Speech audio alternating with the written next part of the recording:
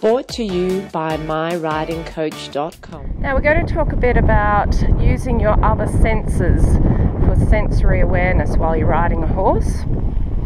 One of the things that I like to do is listen. So I'm listening for the footfall. Footfall in the walk, 1, 2, 3, 4, 1, 2, 3, 4, 1, 2, 3, 4, 1, 2, 3, 4. All right. You might like to just count every second beat. 1, 2, 1, 2, 1, 2, 1, 2.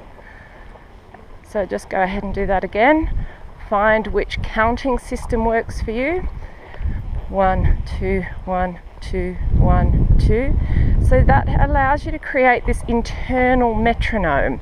1, 2, 1, 2, 1, 2. 1, 2, 1, 2, 1, 2. Now this is also a great way to get your mind focused on what you're doing. And then you could add to that things like if you've had to create a new trigger for yourself. So you might add to that, I'm looking at a focus point too low on the neck. That's right, it's getting cold in here. I've got to actually move my gaze. And now 1, 2, 1, 2. Add the trigger, count. Add the trigger, count. So triggers need to be refueled regularly. You don't just set it once and forget. You add the trigger and then you add another exercise. So here we're doing the mental exercise of reminding yourself about your triggers and adding 1, 2, 1, 2. Now, again, depending on your level of experience, you might find that that's too much to do all at once. So just go back to counting. 1, 2, 1, 2. And then again, go into your own body and become aware. Go through your position check. And then listen for the footfalls.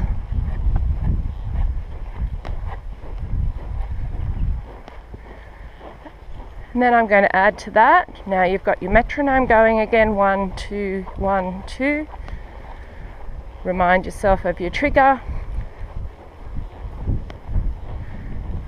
And then in the walk it's a little bit difficult, but start to listen for the breath. So again, this is a great way just to quiet your own mind, gain your focus. And learning to listen for the horse's breath becomes very, very important as you move into more difficult movements where they might hold their tension by holding their breath.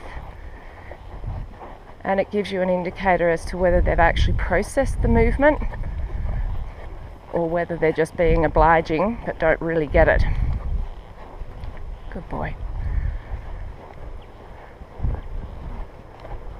Okay, so again, counting 1, 2, 1, 2,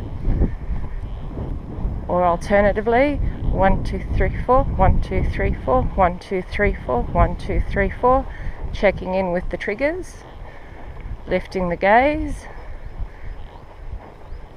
1, 2, 3, 4, 1, 2, 3, 4, and then listening for the footfalls. And listening for the breath. So as a rider, you're developing all of these extra sensory skills. This actually helps as well your peripheral vision because you're not narrowing your view so much. Have a little look around, look up to the sky,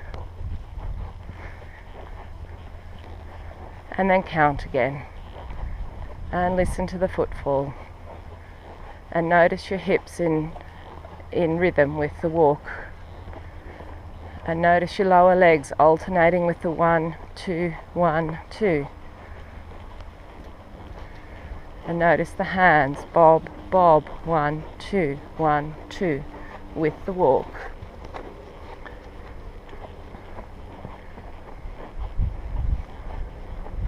And checking in with your trigger again. And going through your position check again. and noticing the footfalls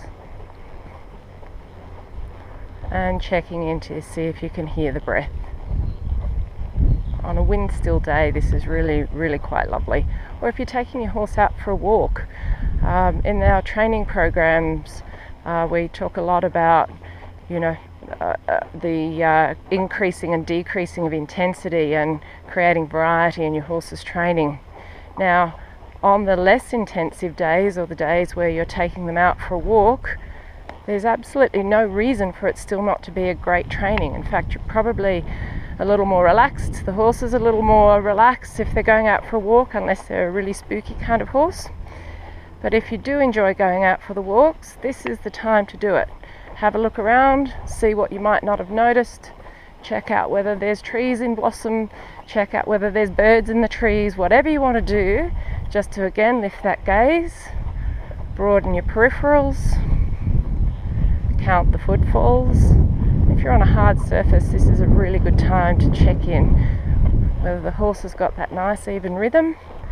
There's no lateral type of pace starting to come into the walk, and you're going to count again. 1, 2, 1, 2. Swing, swing with the hips.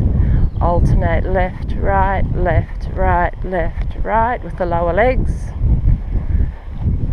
And then bob, bob, bob, bob. Move the hands with the walk. Alright, so that's just one way to get the sensory awareness more acute, and that you can really start to utilize all of your senses when you're riding. Good boy.